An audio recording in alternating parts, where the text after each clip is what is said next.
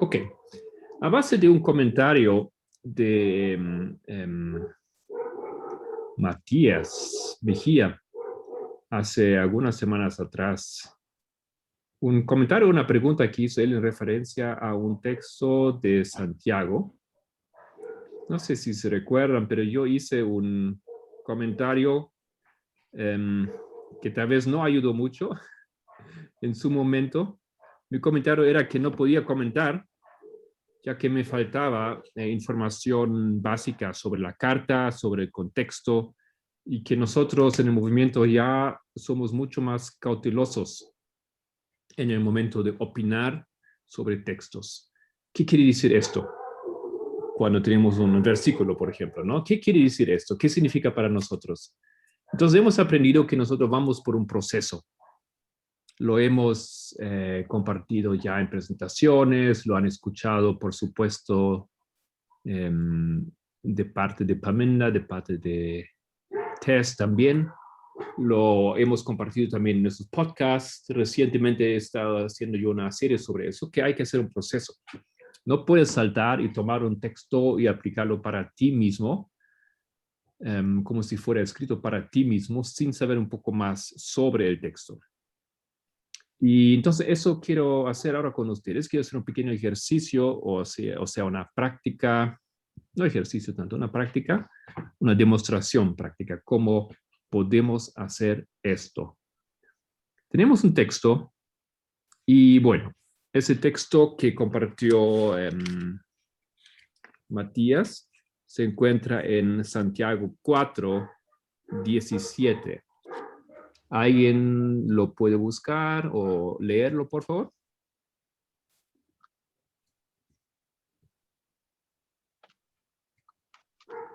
¿Puedo leerlo? Ya, adelante. El que sabe hacer lo malo y no lo hace, le es pecado. Ok, parece bastante directo la información, bastante clara, ¿no es cierto? Esto puede ser así o puede ser una tentación, por lo claro que parezca, de tomar el texto a la ligera y decir, bueno, eso significa eso. ¿Ya? Porque Perdón, ¿podrías repetir? 4:17. ¿Sí? ¿Y cómo fue que leyó Solange? Y al que sabe hacer lo bueno y no lo hace, le es pecado. Perfecto, perdón. No había entendido. Gracias, Solange. Muy bien. ¿No? Entonces, lo que yo decía, el texto parece bastante claro. Y esto incluye entonces la tentación de aplicarlo, usarlo de manera ligera y decir, bueno, eso significa, aquí dice, ¿no es cierto? Eso significa eso para ti, para mí. Y hemos aprendido de que no podemos hacer, digamos, esa interpretación o esta aplicación, como tal vez podría decir con el cerebro rápido, ¿no es cierto? O veloz. Tenemos que usar el cerebro lento. En otras palabras, tenemos que hacer un poco más trabajo sobre el texto. Y a eso les quiero invitar ahora en este momento. Y quiero compartir aquí un texto. Ese texto se encuentra en el prólogo del reformador Martín Lutero sobre una Biblia, la Biblia que tradujo al alemán. Ahorita lo comparto.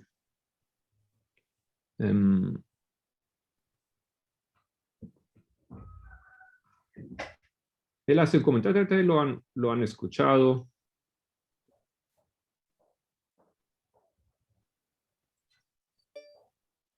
Aquí está. ¿Quién se anima a leer? Leo. El primer texto, sí. Hay que distinguir entre libros y libros.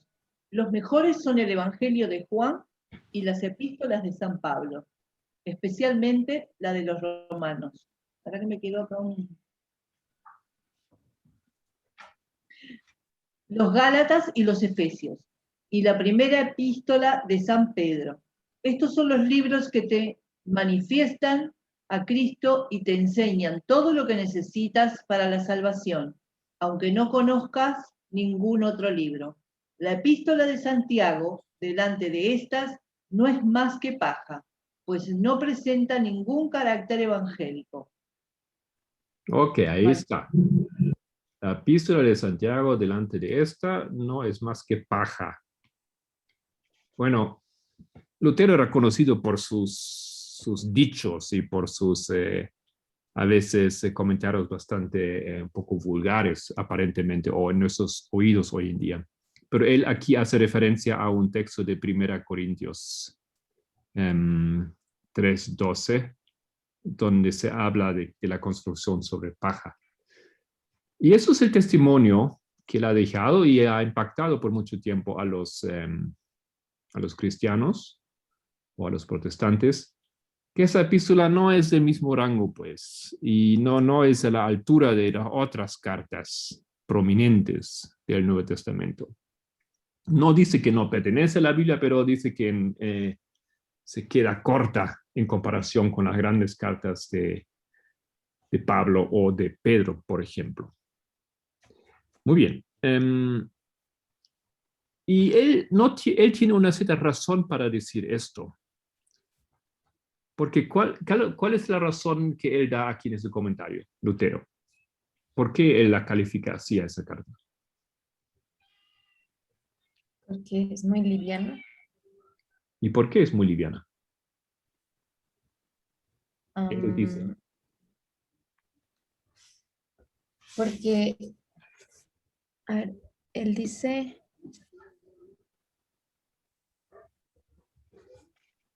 porque no tiene carácter evangélico. Correcto. O sea, la carta de Santiago no habla del Evangelio. Por lo menos no de una manera muy, muy clara o directa. ¿Ya? No van a encontrar esa lógica del Evangelio salvatorio como lo pueden encontrar en los escritos de Pablo. Simplemente no lo toca. Tampoco habla de la redención. Y tampoco habla de la encarnación. O sea, no habla de Cristo. A ver. Encarnación. ¿Ah? Encarnación. La encarnación. No habla de que Dios se hizo carne mediante su Hijo, mediante Cristo, ¿no es cierto? No habla de esos, no toca esos grandes temas del Nuevo Testamento. Y al no hacer eso, queda obviamente un poco atrás y parece que pertenece más bien al Antiguo Testamento, al mundo del Antiguo Testamento, que del Nuevo Testamento. De hecho, algunos teólogos piensan que realmente fue escrita antes de las enseñanzas de Jesús, o fue escrita por un judío, y luego simplemente añadieron 2 veces, en 2 lugares añadieron el nombre de Jesucristo. Tampoco habla mucho de Jesucristo. No lo nombra directamente. Tanto es el carácter de esa carta así que ha llevado a esas conclusiones, esas ideas. ¿Ok?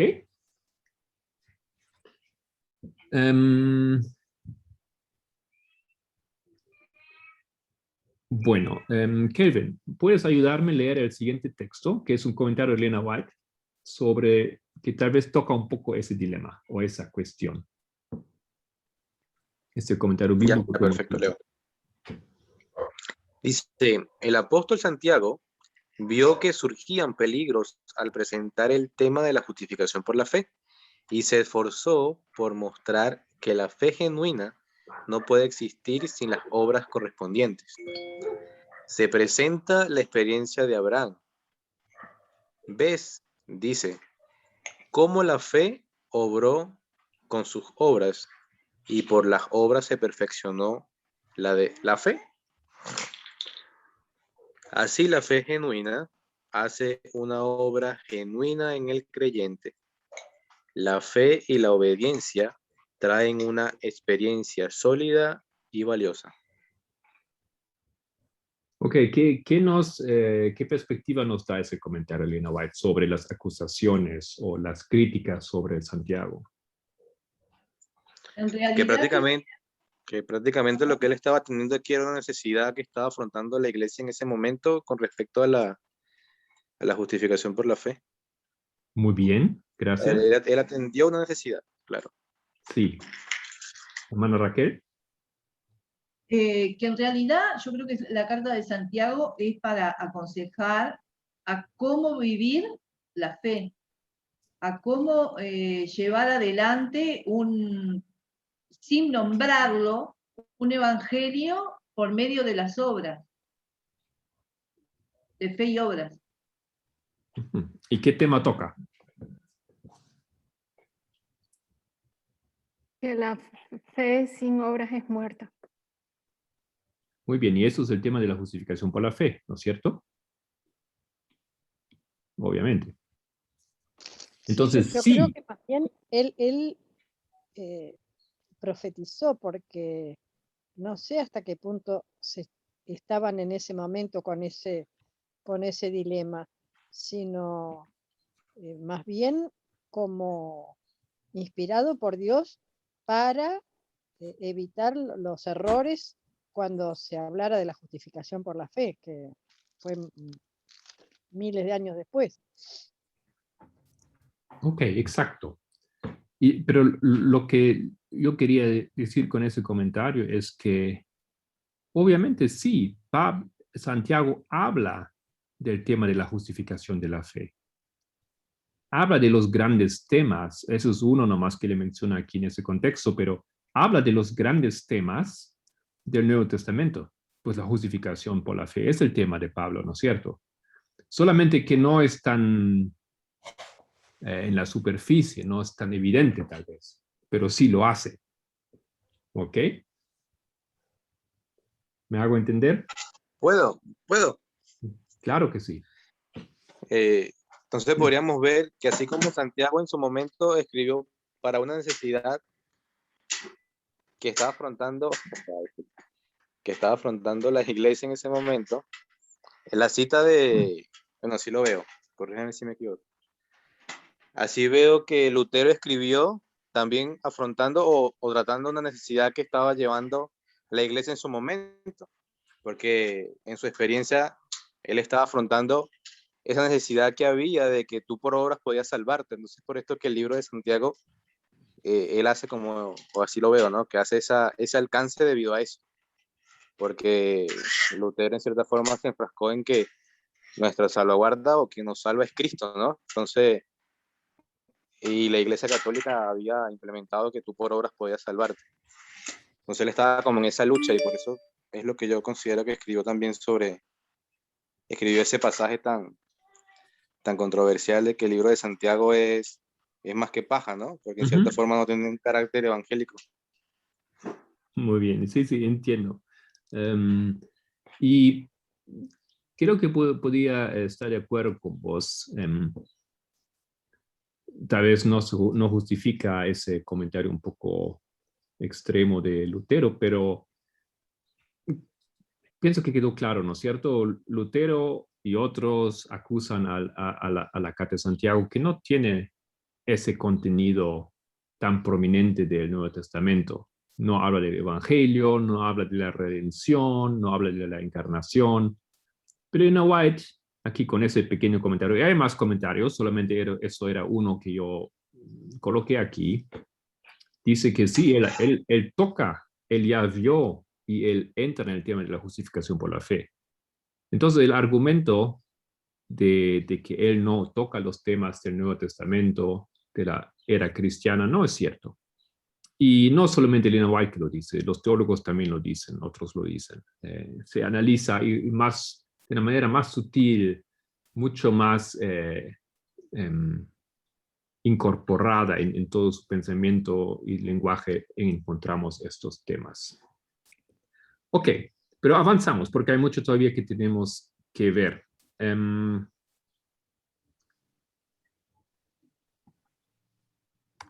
Ya.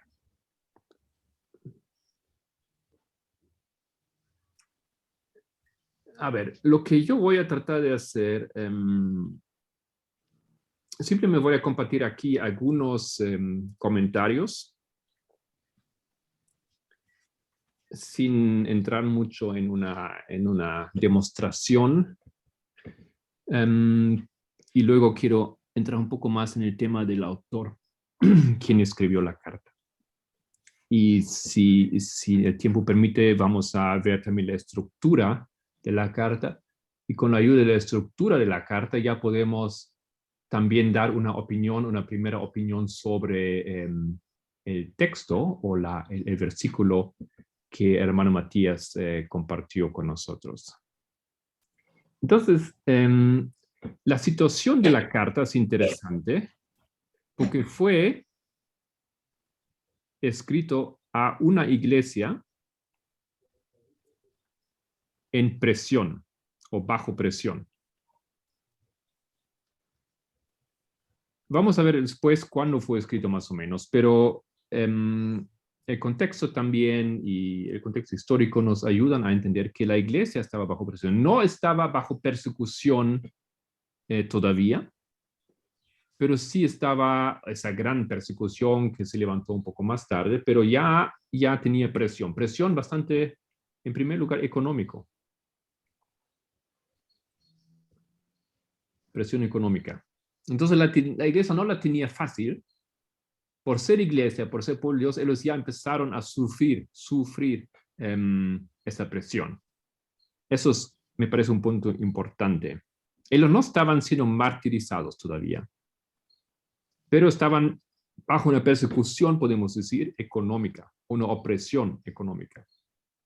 Y eso llevó a la iglesia a una problemática.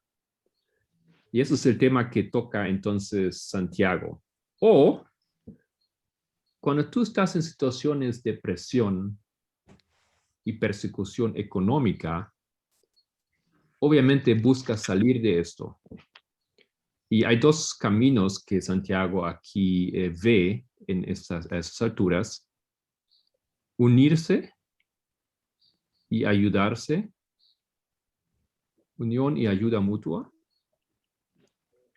Y el segundo camino es compromiso con el mundo.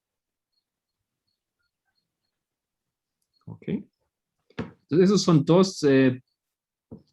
dos respuestas que la iglesia tenía y eligió frente a la presión. Ok. Ahora, un segundo aspecto de la carta. Eso es un gran tema de la carta, ¿no es cierto? Un aspecto de la carta es la iglesia bajo la presión y después cómo responde la iglesia bajo la presión a esa presión económica. ¿Qué hace? Me uno dentro del movimiento, dentro de la iglesia, me ayudo, autoayuda, ayuda mutua, o hago compromiso en el mundo. Obviamente, muchos se fueron por ese lado aquí. Establecerse, comprometerse con el mundo. Y la segunda parte de la carta es algo muy interesante, que está llena de enseñanzas de Jesús.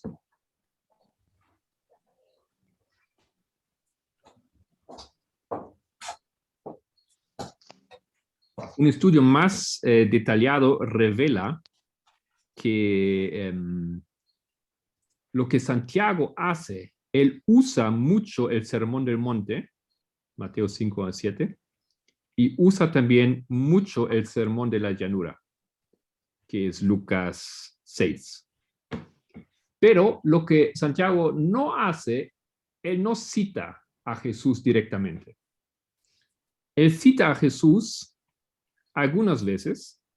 Por ejemplo, ustedes pueden leer, alguien puede leer para nosotros capítulo 5, versículo 12, por favor, de Santiago.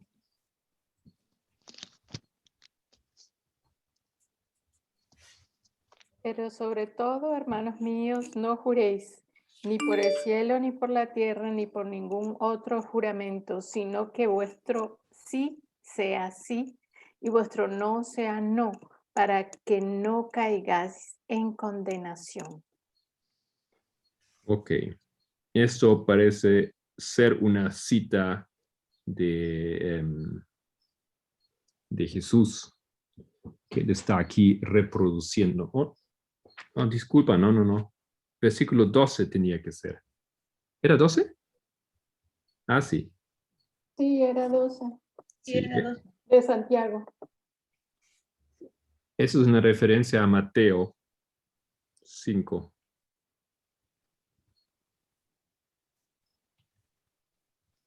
¿Qué es aquí?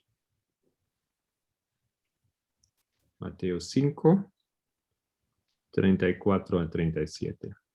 ¿Ok?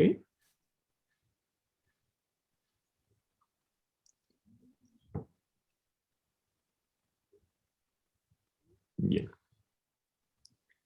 Entonces, otra vez, lo que la carta hace, lo que Santiago hace, él usa mucho el sermón del monte y usa mucho el sermón de la llanura. Pero lo que es interesante es que él lo pone en sus palabras realmente. Él no cita a las mismas palabras, a las mismas frases. Él lo dice a su manera. Y yo leí en un comentario, eso es un comentario bíblico. Voy a colocar aquí la cita. Como un teólogo lo ve. Dice, no hay mejor ejemplo en el Nuevo Testamento de un líder de la iglesia que toma la enseñanza del Señor y la aplica a los problemas de la iglesia. La carta de Santiago, por tanto, se convierte en un modelo para la iglesia moderna sobre cómo aplicar las enseñanzas de Jesús. Entonces, frente a la acusación que esa carta fue escrita por un judío y fue escrita tal vez en tiempos antes de las grandes enseñanzas de Jesús y de Pablo, tenemos aquí ese análisis un poco más profundo que encuentra que él realmente usa, vive, entiende, aplica y lo pone en sus palabras las enseñanzas de Jesús. Y lo hace de una manera como ningún otro. ¿Ok? Ningún otro en el Nuevo Testamento. Desde luego, como dice ese autor aquí, se convierte en un modelo para la iglesia moderna. Así tenemos que hacer. Y creo que es algo que nosotros, esa idea es bastante común para nosotros, ¿no es cierto? Entender el mensaje y reproducirlo en tus palabras. Eso significa entenderlo. ¿Correcto? Ok. Siguiente cuestión. ¿Quién escribió la carta? ¿A dónde vamos para entender quién escribió la carta? ¿Qué sugieren? ¿Qué hacemos?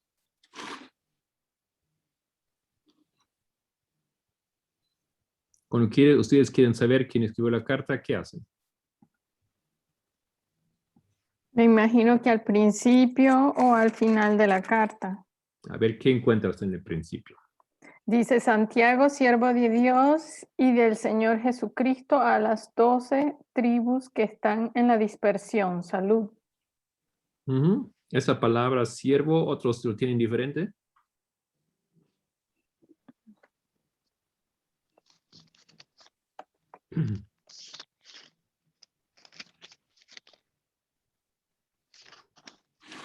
Sirviente, la misma.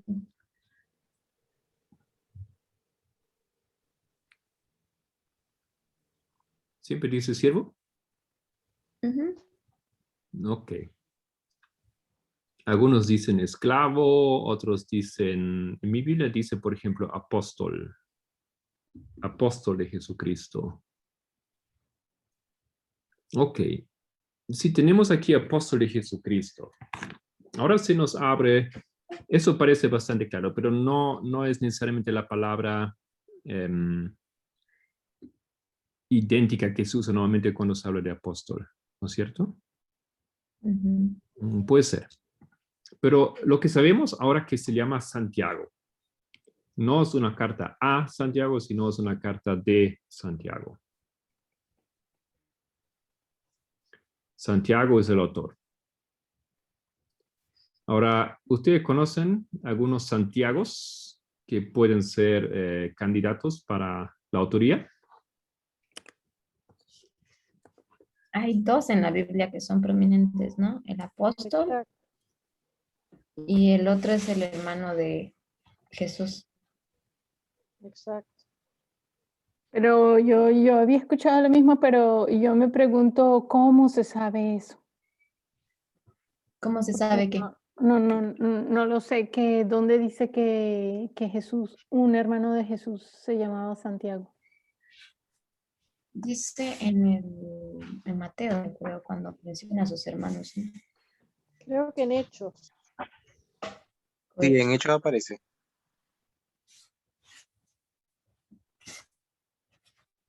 Dice en varios lugares, creo. Mateo 27:56. A ver si está ahí.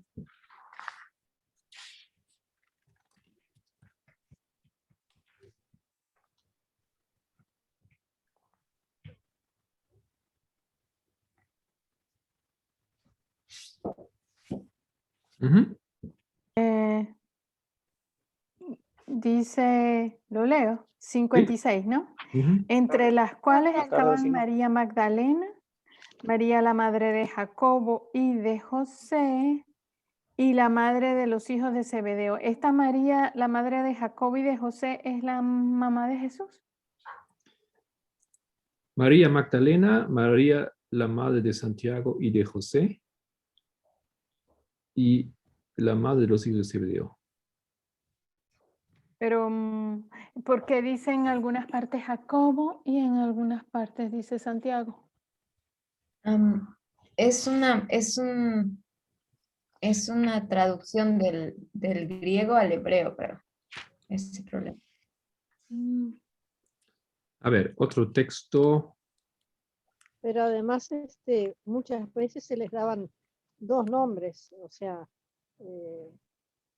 se decían de una manera o de la otra.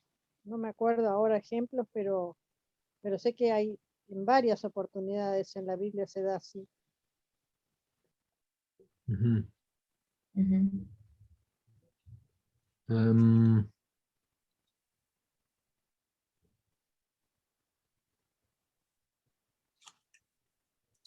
No estaba preparado ahora para ver. Ah, no.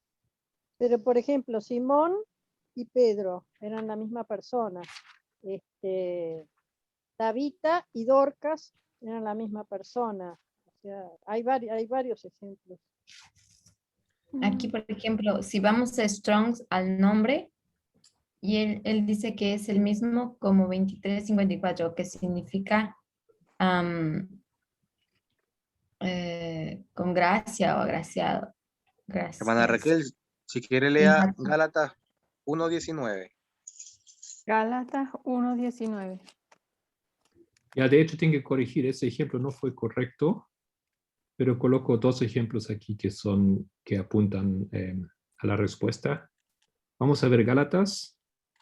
El texto 1:19. que no tengo, pero estoy colocando aquí. 1:19 ya tengo. Pero no vi, ok, leo. Pero no vi a ningún otro de los apóstoles, sino a Jacobo, el hermano del Señor. Ah, ahí lo dice. Porque Jacobo. si Jacobo es el mismo Santiago, pero lo único que no sé por qué dice en algunas partes Santiago y en otras partes Jacobo. Puedes La leer cuestión de también. traducción. Ujú. Ajá. Ah, Él dice que en hebreo original es Jacobo, pero al griego es Santiago. ok, vale. También tiene San Marcos 6:3, que dice, ¿no es este el carpintero, el hijo de María y hermano de Santiago? ¿En cuál? Perdón. Marcos 6:3.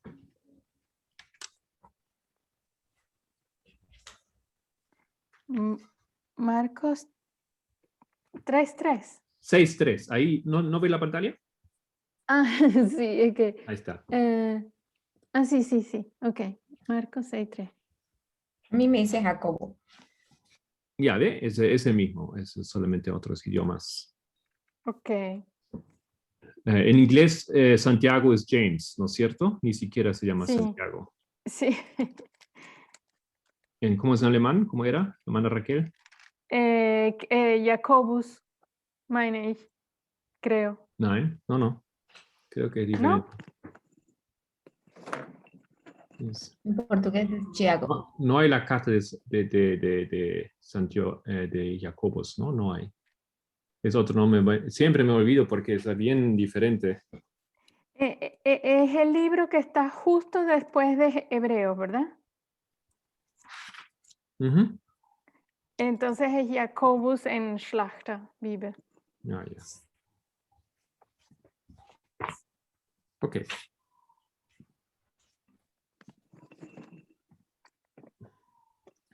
Correcto, muy bien. Muchas Volviendo a gracias. la pregunta, entonces tenemos aquí un Santiago que conocemos en la Biblia, es el hermano de Jesús. Después Solange dijo, el otro es el apóstol. ¿Alguien conoce a alguien más?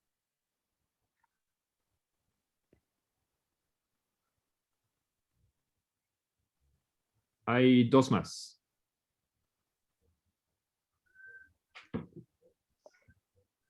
Tenemos el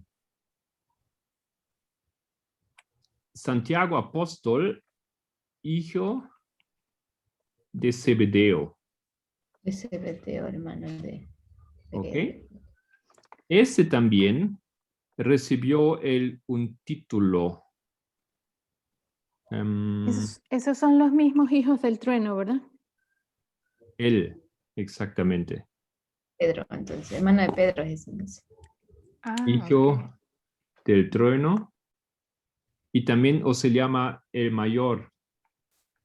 ¿Por qué? Porque murió como mártir. Ya es el único personaje en la Biblia, el único apóstol del cual la Biblia dice que murió como mártir. Eso es uno, pero hay otro apóstol que también se llama, es el hijo de Alfeo. Y se menciona muy poco, no se sabe mucho de él, y por eso se llama el menor.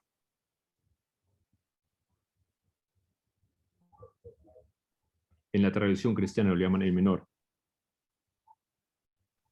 La tradición dice que él murió en España y en la iglesia de Santiago de Compostela está su tumba, por eso se llama Santiago de Compostela. Es un lugar de pilgrimaje muy importante para la iglesia católica.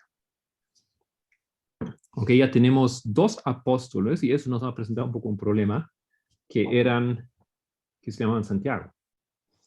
Y nadie mencionó el segundo porque realmente no se menciona, solamente están las listas de los apóstoles en el Nuevo Testamento, aparece creo que 4 veces y nada más, no sabemos nada de él. El otro sí es famoso, ¿no es cierto? El hijo de trueno, eso fue uno de los apóstoles importantes, de los 13 apóstoles más importantes para Jesús, los que le llevó al monte de la transfiguración, ¿no es cierto? Estamos recordando, ¿no es cierto? Sí, Juan, Pedro y Santiago, ¿cierto? Ok, disculpa, esos son los 3, no son 4, son esos 3 Santiagos. Entonces yo de antemano ya les informo que los teólogos, la mayoría, optan por hermano de Jesús como el autor de la carta. Hay varios argumentos que los colocan. La mayoría piensa que tiene que haber sido él. Se cree que el hermano de Jesús se convirtió en el líder de la iglesia de Jerusalén.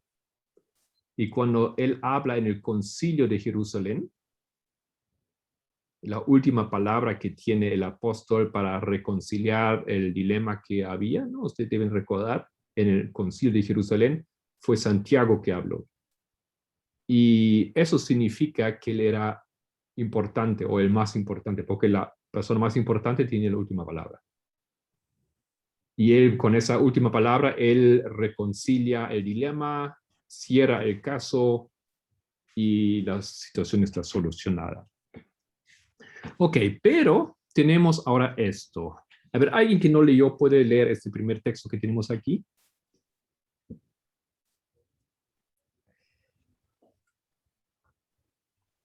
Puedo Si leer si quieren. me lo bajas, lo puedo leer porque me sale tu cara. ¿Así? Un poquito más. No quiero que leas mi cara. Más. Más. Un poquito. Ahí. Ahora.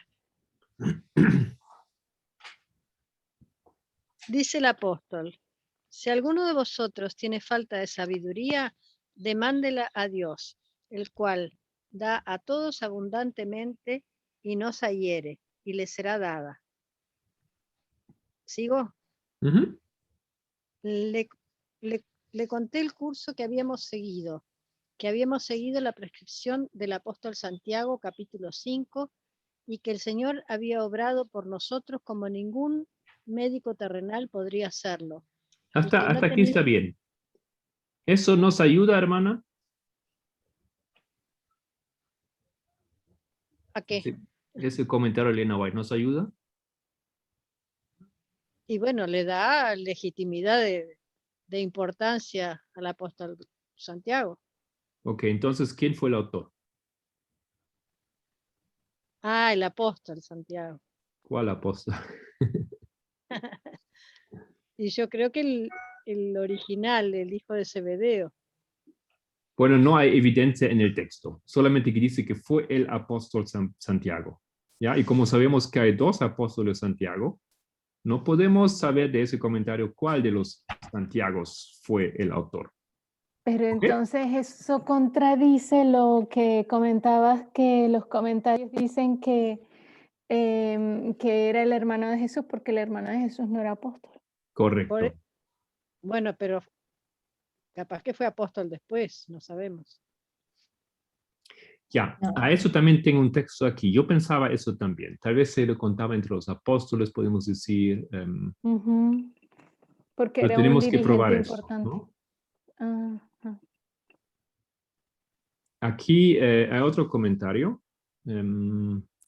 Giovanna, hola, ¿cómo estás? ¿Quieres leer el texto? Ese que dice el apóstol Santiago.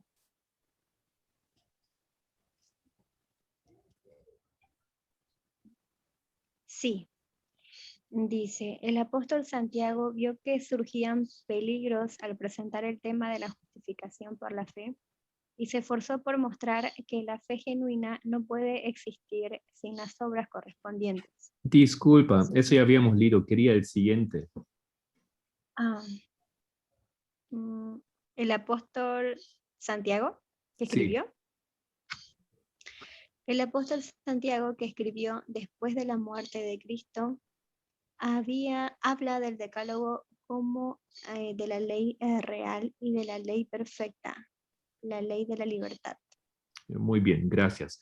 Entonces aquí ella nos indica fue escrito después de la muerte de Cristo. Eso suena un poco así como fue escrito más o menos poco tiempo después de la muerte de Cristo, ¿no? Obviamente todas las cartas fueron escritas después de la muerte de Cristo, pero como cuando le dice así, después de la muerte de Cristo, nos hace pensar que tal vez él no escribió 20 años, 30 años después, sino bastante inmediatamente después de la muerte de Cristo. Eso es algo importante, este comentario. Vamos a ver. Y puedes también leer el siguiente texto, el último aquí, Santiago, por favor. Sí. Santiago dio su testimonio con decisión, que Dios quería que los gentiles gozaran de todos los privilegios de los judíos. El Espíritu Santo vio bien no imponer la ley ceremonial a los conversos gentiles, y los apóstoles y ancianos, después de una cuidadosa investigación del tema, vieron el asunto bajo la misma luz, y su mente era como la del Espíritu de Dios. Gracias. Aunque no lo dice implícito o explícitamente, bien, posiblemente, tal vez, implícitamente nos da una ayuda para nuestra pregunta aquí. A ver si alguien ha visto eso, lo que yo he visto. ¿Cómo entienden ustedes ese comentario?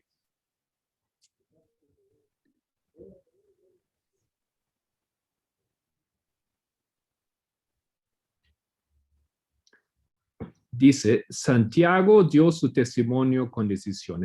Ella está hablando aquí del concilio de Jerusalén. ¿Ya? Santiago dio su testimonio con decisión, que Dios quería que los gentiles gozaran de todos los privilegios de los judíos. El Espíritu Santo vio bien no imponer la ley ceremonial a los conversos gentiles. Ok. Punto y coma.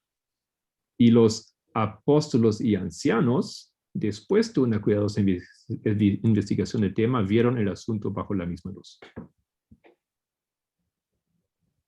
La manera como ella lo escribe, ¿qué información nos da? Que parece que se refiere a Santiago, el hermano de Cristo. Exacto. ¿Por qué? Porque él dice que cuando da su testimonio, él considera que no es importante, él propone delante del Sanedrín el no imponer la ley ceremonial. Esto no podría hacerlo un apóstol, un discípulo, ante el Sanedrín, porque no tienen voz ahí. Pero Santiago, el hermano de Jesús, que tenía un alto rango, entonces sí, él sí podría. ¿Y por qué tenía un alto rango? Porque se convierte al final. No. Él no está hablando frente al Sanedrín. Eso es el concilio de la iglesia. Por eso Ahora- yo iba a preguntar, ¿el Sanedrín dónde Sí. está? No. Ya, perdón. Sí. No, pero igual, de todas maneras, como el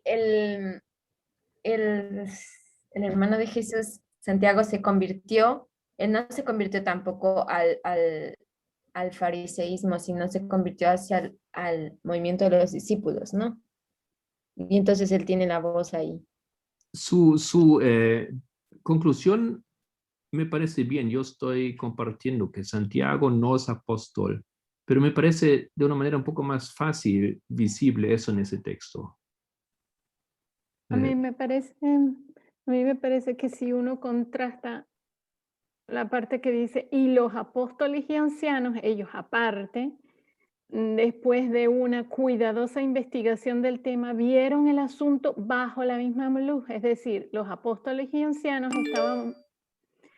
concordaron a la misma luz con lo que dijo Santiago, que supongo que es el hermano de Jesús. Exacto. ¿No? Él dice, Santiago dice esto y los apóstoles vieron esto. Claro. En vez de decir, tendría que haber dicho en realidad, y los otros apóstoles y ancianos, ¿no? Y los demás apóstoles y ancianos, pero cuando lo dice así, Santiago llegó a esa conclusión y luego, ¿no? Los apóstoles también. Entonces, Claro. para mí, en la construcción de esa frase, que en inglés es igual como aquí en español, eso creo que nos ayuda a deducir que ese Santiago, hermano de Jesús, que es bastante, creo que, sólido, deducir que él fue obispo de la iglesia de Jerusalén, habló en el concilio, que él no ha sido apóstol. Y si él no ha sido apóstol, entonces no podemos decir que él ha sido autor de la carta, porque Elena White dice el autor de la carta era el apóstol. ¿Me están siguiendo? Sí. Lo único que no sabemos es cuál de los dos apóstoles fue el autor. ¿Hijo de Zebedeo o el hijo de Alfeo? La ventaja es que tenemos dos apóstoles, el otro no era apóstol. Y entonces, Uno de ellos lo escribió. ¿Cómo dice hermana Raquel? No entendí. Claro, la ventaja es que hay dos apóstoles Sí. y uno no es. O sea que ese sabemos que no fue. No. ¿Cómo que uno no No, es? los dos son apóstoles. Los dos son apóstoles, el hijo de Zebedeo y el hijo de Alfeo, pero, Sí. pero el hermano de Jesús no. Entonces, Eso. él no fue. Eso. Nos reduce entonces a los dos Ahora sí, ¿cuál de los dos fue? Yo personalmente no pude llegar a una conclusión aquí. No veo que Elena White nos ayuda en entender cuál de los dos. ¿Y ¿Ya? cómo se entiende entonces que los comentaristas bíblicos dicen que fue el hermano de Jesús? Ok. Bueno.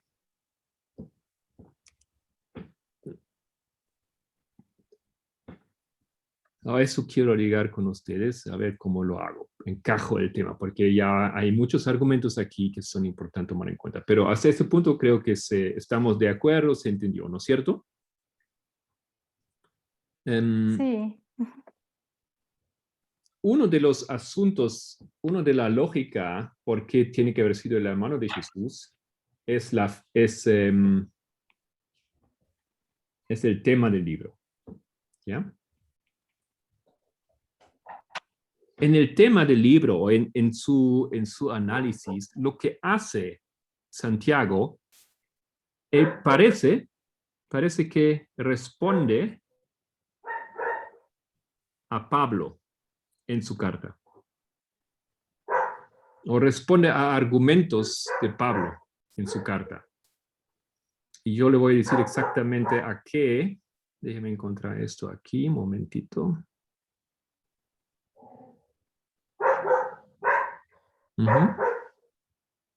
Responde a Pablo y su carta a Gálatas por los argumentos que él hace, ¿ya? Gálatas 4. Y él responde también a la carta de los romanos. O sea, él habla de los mismos temas y da una corrección de esos temas que aparecen en Gálatas 4 y Romanos 4. Eso por lo que él dice, por lo que él habla, ¿no es cierto? Él habla de esos temas que se hablan en esas cartas. Y él ayuda a entender esos temas mejor. Pero ahora ¿cómo? Una pregunta, ¿por qué dices corrección? ¿Por qué? Porque hay dos argumentos. Un argumento es que él contradice a Pablo y otro argumento de los teólogos es que él aclara, él corrige una mala interpretación sobre Pablo. Ah, ok. ¿Ya? De todos ¿Cómo modos, aclarar? Sí. él aclara, de todos modos, él habla, sea como sea, no vamos a entrar en eso detalle en ese momento, pero de todas maneras, él habla sobre lo que se dice en esos capítulos. Ahora sí, si vamos a esas cartas, Gálatas posiblemente fue escrito más o menos en años 50 después de Cristo, y Romanos fue escrito más tarde, 56 después de Cristo, ¿no? Esas cosas se pueden entender más o menos de los personajes, de los viajes, se sacan los cálculos, ¿no? De lo que Pablo dice, cuánto tiempo paró ahí y allá, entonces de ahí se llega a ciertas conclusiones. Pero entonces eso no concuerda con el párrafo que dice de la hermana White, que dice que él escribió después de la muerte de Jesús y la conclusión que habíamos sacado antes. Exactamente. Tal vez sí, pero nos vamos a ayudar una cosa. ¿Puede alguien leer, por favor, Hechos 12, versículo 2?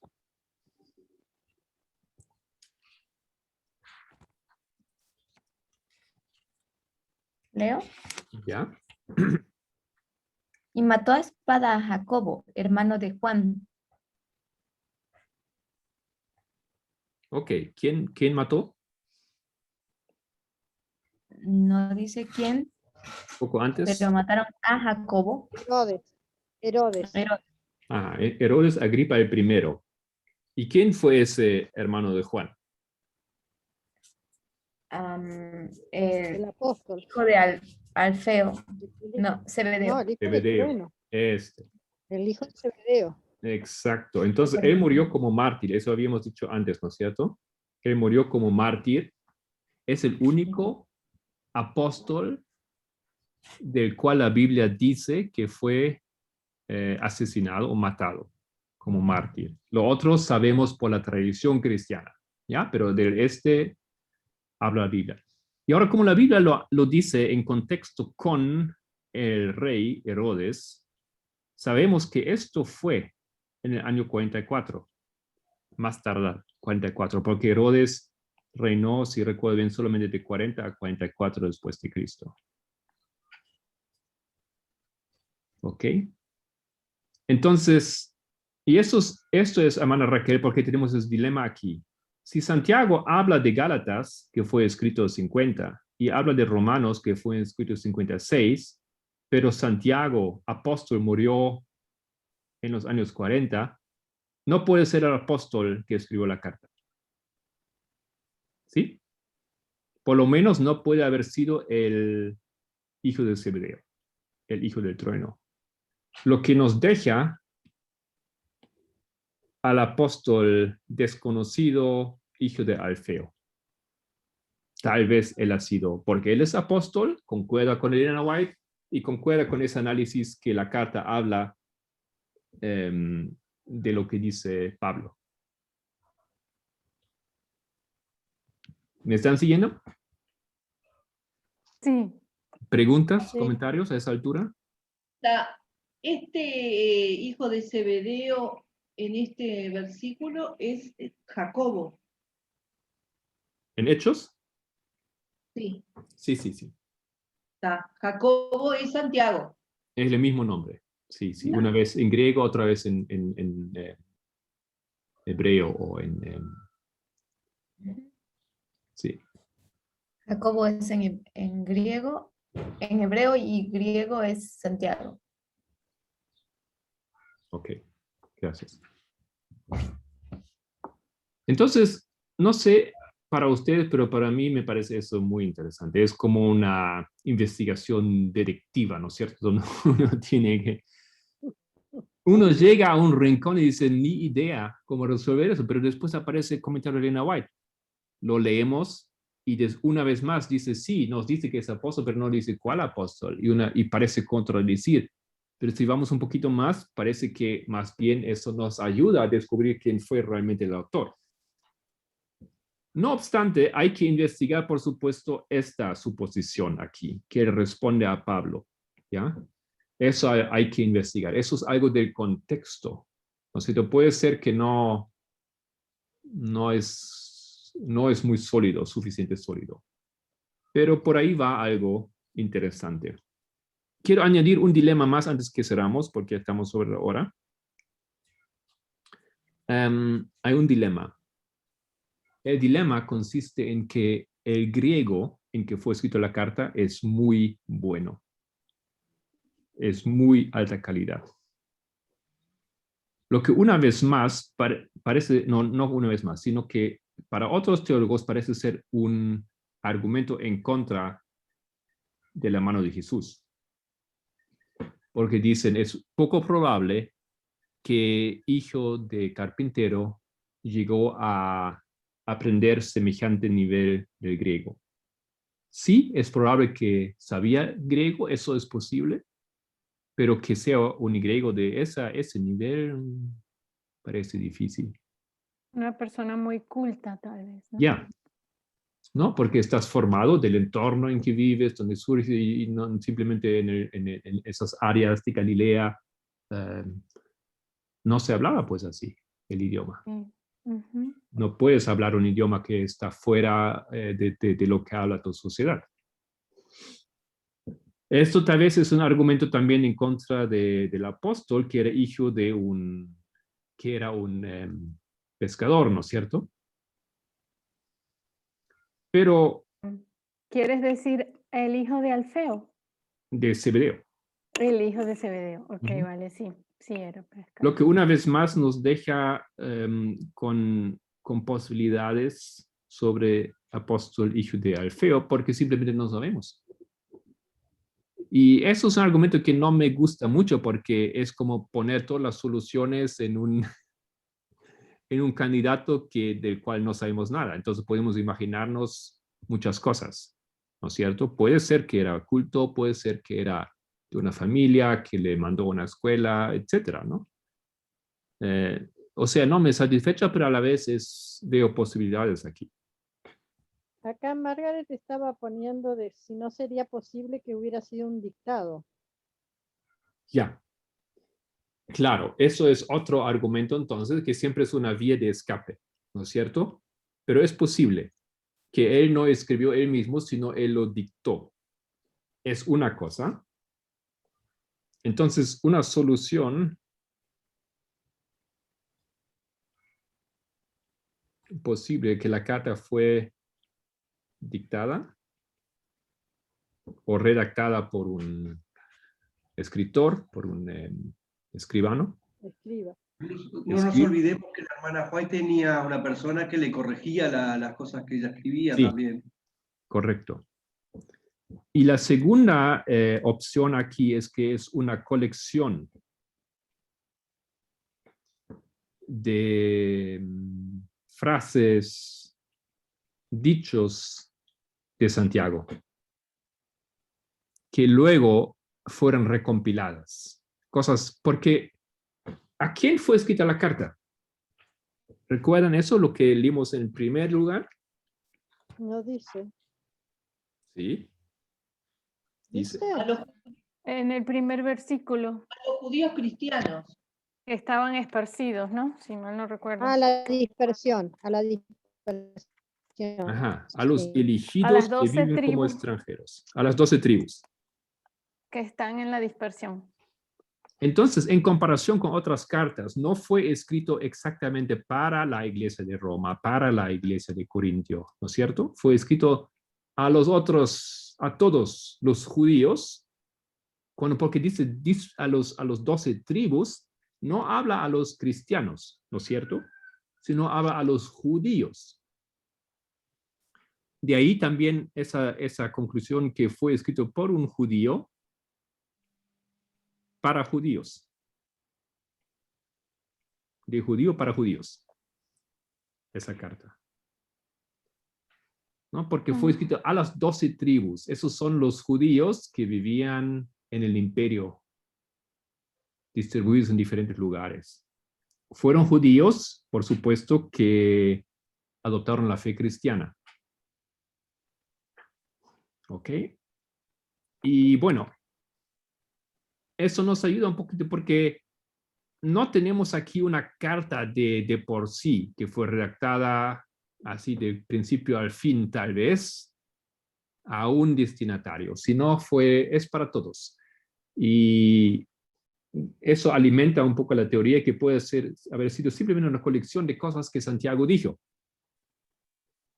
Y la continuación de ese tema, Dios mediante, que podemos hacer, vamos a ver un poco la estructura, porque la estructura es bien interesante. ¿No? Es totalmente elaborada la carta, no fue escrita así nomás, es una construcción, la carta fue totalmente construida. Entonces eso también apoya tal vez ese camino. ¿Ya? ¿Pregunta? Pregunta, ¿puede entonces una persona que ha recibido un dictado corregir y mejorar la escritura? O sea, porque dices que es en un griego muy culto, muy elaborado o muy, no sé, la otra palabra, rebuscado, no sé si es la palabra. Erudito. ¿Podría entonces una persona que ha recibido un dictado o ha hecho una colección de frases, o sea, como mejorar Obviamente. ¿No? Hoy en día esos se llaman ghostwriters, no son los escritores ghostwriters, los escritores fantasmas. ¿no? Eso será lo que pasa cuando, por ejemplo... ¿Sí termina, hermano? Cuando, por ejemplo, una persona que es muy conocida escribe un libro, pero está otra persona que pone el nombre, pero no es una persona conocida, pero es un escritor. Ese es el caso, entonces. Claro, tú puedes contratar a alguien que escribe para vos, ¿no? Como hacen todos los famosos cuando escriben sus biografías, no todos, pero casi todos, o muchos, ¿no? Y entonces ellos se encargan como de embellecer el texto y tal. como cogen la Porque ellos idea saben cómo escribir un y texto y lo hacen a su manera, Exacto. no lo hacen a propósito bello o algo así, lo hacen como ellos saben escribir, ¿no es cierto? Son profesionales. Donald Trump escribió muchos libros, ¿sí? Pero ¿tú piensas que él los escribió? No. Él contrató a alguien que lo Sí, escribió ¿verdad? porque es un autor. Trump no es un autor, Sí, ¿no? no tiene las características de un escritor. Y como alguien ya ha dicho, eso fue una práctica normal, no es nada raro, no es nada extraño, no es algo que contradice la idea de la inspiración, ¿no es cierto? Es simplemente una posibilidad, es una posibilidad. Pero también puede ser que ha sido ese Santiago del cual simplemente, apóstol Santiago, del cual no sabemos nada. No sabemos quién era, de dónde era, qué educación tenía. Sí, Nos queda esa ventanita ahí abierta también. sí. Ujú. Pero una razón por que nosotros no sabemos eso, ¿cuál es? De perspectiva de Dios. O hay dos posibilidades. Que no sea necesario saber. Sí, exacto. Es una. No es necesario. Lo importante Ah, ok. es el mensaje, no el mensajero. ¿Cómo? Lo que importa es el mensaje y no el mensajero. ¿Eso es lo que dices, colega? Sí, eso mismo, Raquel. No, a mí me cuesta admitir que no es necesario para nada, ¿no? Y tal vez por eso yo digo lo que Elena White dice que fue apóstol, eso es lo suficiente que necesitamos saber, que no fue un autor pre-cristiano, que luego fue adaptado para que encaje, no. Pero nada más necesitamos ver, fue ahí uno de los que estaban cerca de Jesús y listo. Ya más no necesitamos. La otra posibilidad es que nosotros no hemos investigado suficiente, que todavía podemos investigar más hasta descubrir quién era. Pero bueno, entonces con eso cierro. Resumiendo una vez más, la carta es una carta que tiene dos temas. Un tema es o tiene dos aspectos, toca dos aspectos. Un aspecto es la iglesia bajo la presión de la persecución, en paréntesis, económica, no de martirio, donde tiene que tomar decisiones. Hay dos caminos y Santiago quiere ayudar que la iglesia toma el camino correcto, que no es el camino de la adaptación al mundo. ¿Ok? Esto es una de las de esos temas que toca. Y el otro gran tema es que pues Santiago habla con sus palabras, interpreta con sus palabras las enseñanzas de Jesús.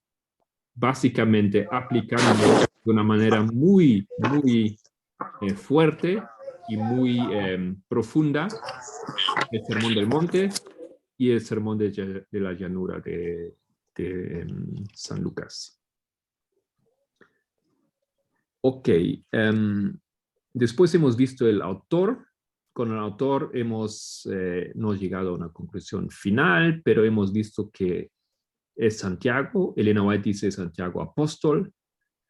Hemos visto que a pesar de que los teólogos reúnen muchos argumentos que tienen que haber sido Santiago hermano de Jesús, con la información de Elena White parece que no podemos defender esa postura y que tiene que haber sido Santiago apóstol. Posiblemente, o tal vez el Santiago apóstol menor, del cual no se sabe mucho, porque un argumento es que el Santiago, hijo del trueno, que él murió demasiado temprano para haber escrito esa carta. Un argumento como Santiago el mayor o Santiago el grande o Santiago el hijo del trueno no puede haber sido el autor, es que los temas que se tocan en esa carta hablan de una situación en la iglesia que no parece poder haber acontecido ya tan pocos días o años después de la muerte de Jesús. Necesita un poco pasar algo en la historia de la iglesia, en el desarrollo de la congregación, hasta llegar a esos puntos. Entonces, pensar que la carta fue escrita 10 años después tal vez es un poco. Pero si pensamos que fue escrito 20 años después de la muerte de Jesús, ya hay más opciones, lo que excluye a a Santiago, hijo de Zebedeo, hijo de trueno, y nos dejaría el otro apóstol. Hemos discutido brevemente la posibilidad de del escritor contratado. Puede haber sido que el que escribió realmente, literalmente la carta fue una persona desconocida que recibió un dictado de parte de Santiago o se hizo una compilación de las palabras de Santiago. Ok, bueno, pero la carta tiene un carácter muy especial, muy único, muy fuerte. Es una carta de un judío, eso se nota por varias razones. No hemos tocado todavía esos puntos. Y hemos visto que es dirigida a los judíos, porque dice que fue escrita a los 12 tribus en la dispersión. Tal vez la próxima vez espero que tenemos un poco de tiempo de sacar algunas conclusiones, porque cuando ahora nosotros queremos saber para nosotros qué significa eso, deberíamos incluir esa información. Escrito de judío para judíos, escrito en tiempo de persecución no total, no persecución final, sino persecución económica. Y luego con esa información ya tenemos más material y más sabiduría sobre el texto para hacer una opinión sobre capítulo 4, el texto que compartió Matías, y creo que estamos más bien equipados para decir, ajá, de eso está hablando. ¿Preguntas? ¿Comentarios?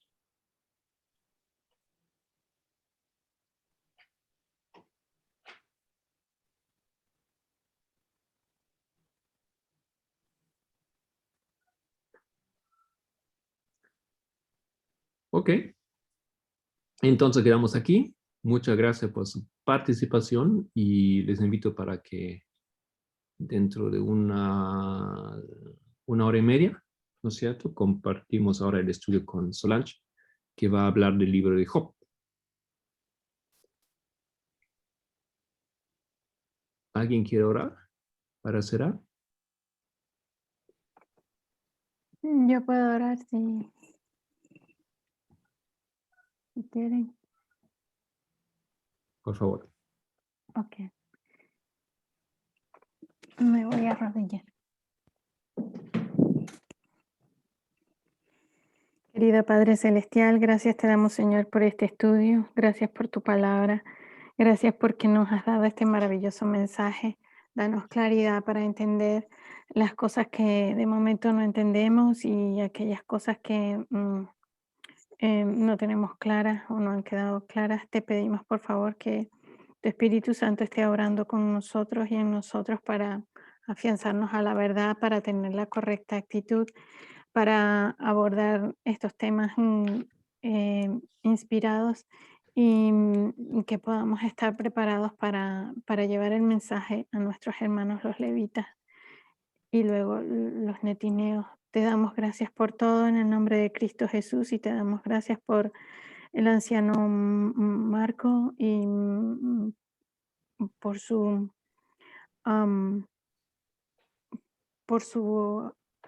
disposición a traernos tu palabra. Bendícele a él y a Solange y que podamos estar preparados para tu reino, que comience en nuestros corazones y que podamos reflejarte como tú realmente eres. En el nombre de Jesús te lo pedimos. Amén. Amén.